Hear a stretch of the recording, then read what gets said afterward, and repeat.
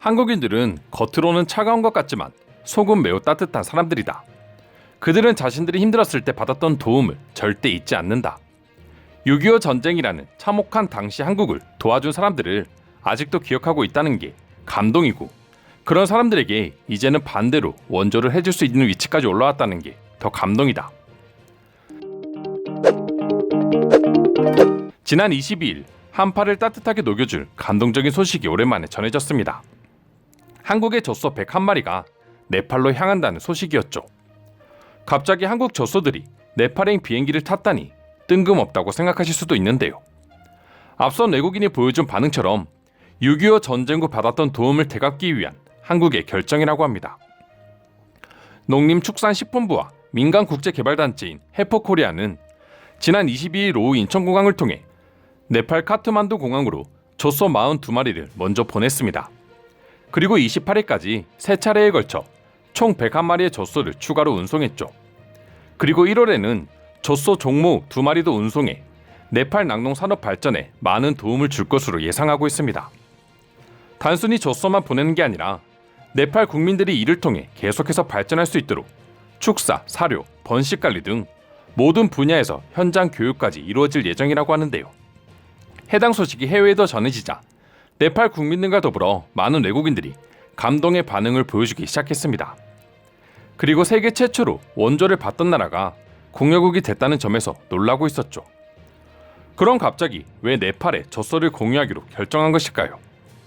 이를 알기 위해서는 6.25 전쟁 직후인 1952년으로 거슬러 올라가야 합니다. 당시 한국은 정말 남은 거라곤 흙더미밖에 없다는 말이 있을 정도로 모든 국토가 항폐화됐었습니다. 하지만 한국이 힘을 내고 다시 일어설 수 있었던 이유에는 각국의 원조가 있었죠. 특히 해퍼 인터내셔널을 통해 1976년까지 돼지, 젖소, 항소 등 여러 종의 가축 3,200마리를 원조받음과 동시에 기술교육 및 훈련 지원을 받았습니다. 당시 젖소는 약 900마리 정도가 들어왔고, 이 중 10마리가 연세대학교에 기증됐는데 이 10마리가 바로 우리가 잘 알고 있는 연세우유의 시초가 되었다고 합니다. 그리고 젖소 원조를 통해 한국의 낙농업은 세계 5위 수준으로 성장하게 됐죠. 또한 당시 가난했던 한국 국민들에게 영양분을 제공함과 더불어 경제적 자립의 토대를 마련해주기도 했습니다. 원조도 원조지만 원조받은 젖소들을 토대로 불과 40년 만에 세계 5위 수준의 낙농업 국가로 발전했다는 사실에도 외국인들은 놀라고 있었습니다. 한국이 젖소를 처음 기증받았던 50년 전만 하더라도 젖소 한 마리당 우유 생산량은 10리터도 채 되지 않았다고 합니다. 하지만 지금은 무려 33리터가 넘어가고 있죠. 이는 세계 5위 수준이라고 하는데요. 한국의 젖소 한 마리당 연평균 우유 생산량은 약 1,423kg으로 네팔 880kg에 비해 12배에 가까운 수치를 기록하고 있었습니다. 때문에 이번 한국의 젖소 원조는 네팔의 낙농업 자체를 몇 단계 더 발전시킬 수 있는 좋은 기회가 될 것으로 외신들은 예상하고 있죠. 이처럼 원조를 통해 어려움을 이겨내고 세계 10대 선진국 반열에 오른 한국이 네팔로 젖소를 공유하기로 결정한 이유는 과거 어려웠던 한국과 매우 비슷한 상황에 있기 때문이라고 합니다. 네팔은 현재 1인당 GDP 1223달러 수준으로 세계 최빈국 중 하나이고 국민 소득의 9%를 낙농업이 차지하고 있습니다. 그만큼 네팔에서 낙농업은 매우 중요한 산업 중 하나이고, 과거 한국처럼 보통 가난한 나라의 경우 낙농업 및 가축 산업이 국민들의 주요 산업이 될 수밖에 없습니다. 하지만 네팔 젖소의 생산량은 최악을 기록하고 있었습니다. 현재 네팔의 젖소 수는 무려 750만 마리로 한국의 39만 마리와 비교하면 20배 가까이 많이 있다고 합니다. 하지만 앞서 설명드렸던 것처럼 연평균 우유 생산량은 880kg으로 한국의 10분의 1에도 그치지 못하고 있죠. 그만큼 생산성과 효율성 모든 게 떨어지고 있는 것입니다. 그래서 한국은 단순히 젖소만 보내는 게 아니라 ODA라 불리는 민간협력개발 원조 사업의 일종으로 관련된 모든 노하우를 전수하기로 결정한 것이죠. 이를 위해 한국에서 따로 전문가들이 네팔로 넘어가 사육 기술을 전수하고 바이오 가스 시설도 설치해준다고 합니다. 뿐만 아니라 종모우 2마리를 통해 네팔 젖소의 유전자 개량 작업까지 함께 이뤄질 예정이라고 하죠. 이에 해외 네티즌들은 내가 네팔 국민이라면 평생 한국이라는 나라를 잊지 못할 것 같다. 한국의 성장이 이렇게 여러 나라에 도움이 될 줄은 누구도 몰랐을 거야. 이게 진정한 선진국의 모습이다. 자신들만 잘 먹고 잘 사는 게 아니라 은혜를 갚을 줄 아는 한국의 모습 말이야 라고 말하며 감동적인 반응을 보여주었습니다. 그리고 일부 외국인들은 아직도 세계 최초로 원조를 받는 나라에서 공여국으로 탈바꿈한 나라가 된 한국의 발전을 믿지 못하겠다는 반응을 보여주기도 했는데요. 사실 1945년부터 공적 개발 원조를 받아왔던 한국이 지금처럼 성장할 거라고는 그 누구도 예상하지 못했습니다. 솔직히 말하면 예상할 수 있는 상황 자체가 아니었죠. 당시 한국은 아프리카보다 가난한 빈곤국이었기 때문입니다. 메가더 장군은 당시 한국을 보고 기적이 일어나지 않는 한 이 나라가 다시 일어서기까지는 최소 100년은 걸릴 것이다 라고 말하기까지 했는데요. 그 100년마저도 지금처럼 선진국이 된다는 말이 아니라 그나마 먹고 살 수 있을 정도로 성장하는데 100년이 걸린다는 뜻이었죠. 하지만 한국은 결국 기적을 이뤄냈습니다. 앞서 말씀드린 것처럼 한국은 1945년부터 공적 개발 원조 주요 대상국이었고 한국 전쟁 후 1950년대 미국으로부터 받은 원조는 17억 달러로 당시 정부 예산의 무려 절반에 가까운 수치였습니다. 하지만 약 60년 후인 2009년 11월 25일 경제협력개발기구 산하기구인 개발원조위원회에 가입하게 됨으로써 한국은 수원국에서 공여국으로 발전한 유일한 나라라는 타이틀을 갖게 되었죠. 우리나라는 과거 일제강점기의 수탈과 착취에 이어 한국 전쟁을 거치면서 상상조차 할 수 없는 사회적, 경제적 손실을 보았습니다. 전쟁으로 한국이 본 인명 피해는 사망과 학살, 부상, 납치 등을 합쳐 100만 명에 이르렀고 남한 제조업은 1949년 대비 42%가 파괴되어 그야말로 회생 불가의 상태였습니다. 때문에 사실 몇몇 나라들, 특히 일본에서는 한국은 원조가 없었다면 살아남을 수 없었을 것이다라며 한국의 성장을 폄하하기도 합니다. 물론 한국이 많은 원조를 받은 것은 사실입니다. 그러나 1960년대 이후 전 세계 개발도상국들이 받은 원조 규모와 비교해 볼 때 우리나라가 받은 ODA 총액은 20위 정도 수준입니다. 물론 이것도 적지 않은 양이지만 한국이 받은 원조가 실질적 의미에서 다른 나라들보다 높은 수준이었다고 보기는 어려운 것이죠. 이것이 왜 중요한 문제냐면 이로 인해 미국을 비롯해 여러 단체가 한국을 밀어주게 했다는 가설, 즉 우리나라가 다른 나라들보다 경제 발전에 성공적이었던 이유가 상대적으로 더 많은 원조를 받았기 때문이라는 주장은 어불성설이라는 것이 증명되기 때문입니다. 또한 원조가 한국 경제 성장에 아주 큰 역할을 했다면 그것은 다른 개발도상국과 비교했을 때 원조를 활용하는 한국인들의 능력이 굉장히 탁월했기 때문에 지금의 성장을 이룰 수 있다는 것을 증명해주는 것이기도 한데요. 그렇기에 많은 개도국들이 한국의 성장을 롤모델로 삼고 있는 것이죠. 또한 그렇게 성장한 한국은 받았던 도움을 잊지 않고 이제는 다른 개발도상국의 농업 개발을 지원하고 전쟁 후 회복을 돕는 원조 공여국으로 자리매김하고 있습니다. 한강의 기적이라 불리는 1980년에서 1990년대 비약적인 경제 성장을 이루면서 국가적 위상이 높아지자 책임 분담에 대한 국제사회의 기대도 높아졌고 한국은 이에 충실히 응해주었습니다. 한국에서는 제대로 된 도움을 주기 위해 개발협력 사업을 보다 전문적으로 행할 대외원조 접남기관의 필요성을 인식했고 1991년 1월 한국국제협력단법이 공포되면서 같은 해 4월 1일 코이카가 설립되었는데요. 한국국제협력단법에 따르면 코이카의 설립 목적은 대한민국과 개도국 간 우호 협력관계 구축과 상호 교류를 증진하고 개도국의 빈곤 감소와 삶의 질 향상, 지속 가능한 발전과 인도주의 실현을 위해 각종 국제개발 협력 사업을 한다라고 적혀 있습니다. 코이카는 설립 당시 174억 원이던 ODA 규모가 지난해 9,722억 원으로 56배나 늘었고 캐나다, 아르헨티나 등 6곳만 존재했던 해외 사무소는 44곳으로 7배 이상 증가하였는데요. 한국이 가장 처음 주력으로 삼았던 목표는 사람을 데려오고 또 사람을 다시 내보내는 일이었습니다.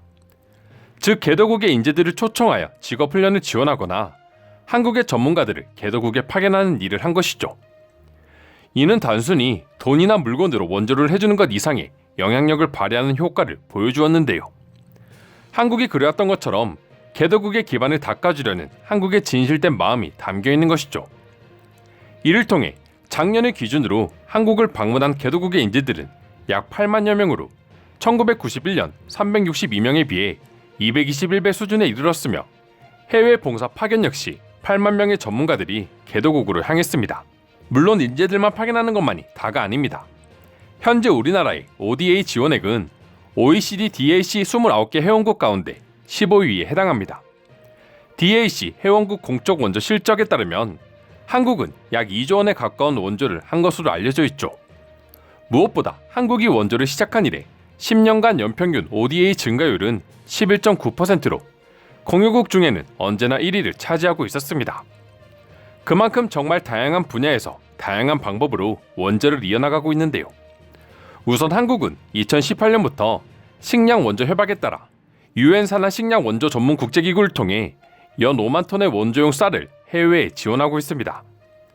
또한 개도국의 기반을 마련해주기 위해 개도국 국민들이 기술을 습득해 자립하도록 지원하는 사업도 다양하게 펼치고 있는데요.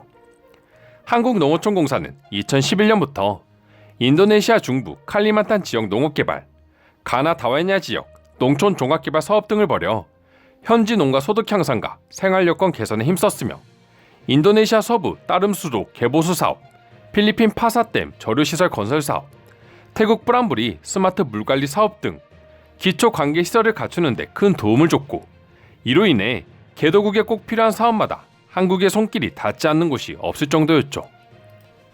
또한 전 세계에서 한국만이 가능하다고 할 수 있는 일이 있습니다. 바로 전쟁의 아픔을 치료하는 일인데요. 코이카에서는 지금도 메콩강 지역에서 불발탄, 지뢰 제거 사업을 꾸준히 하고 있으며 그에 따른 여러 교육을 지원하고 있었습니다. 한국의 지뢰 제거 사업으로 인해 라오스의 연간 불발탄 사상자 수가 당초 300명에서 75명 이하 수준으로 감소했다고 하죠.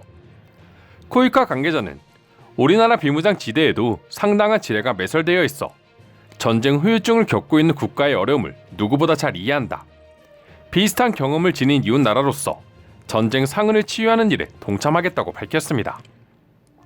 이와는 별도로 전염병이 전 세계적으로 확산되고 있을 당시 한국에서는 6.25 전쟁 UN 참전 용사들에게 마스크를 지원해 박수를 받기도 했었죠. 원래는 개발도상국인 7개 UN 참전국을 대상으로 지원할 계획이었으나 이내 지원 범위를 전체 참전국으로 확대했는데요. 해외 참전 용사의 희생 덕분에 현재 대한민국과 국민이 있고 해외 참전 용사는 우리 국민과 다름없다는 판단에서 이루어진 결정이었습니다. 이처럼 전쟁의 아픔과 또 힘들 때 도와준 고마운 이들을 잊지 않는 마음이 있었기에 한국이 지금처럼 성장을 할 수 있지 않았나 싶은데요. 그럼 지금부터 반드시 은혜를 갚는 한국의 모습을 보고 외국인들은 어떤 반응을 보여주고 있는지 자세히 소개해드리도록 하겠습니다.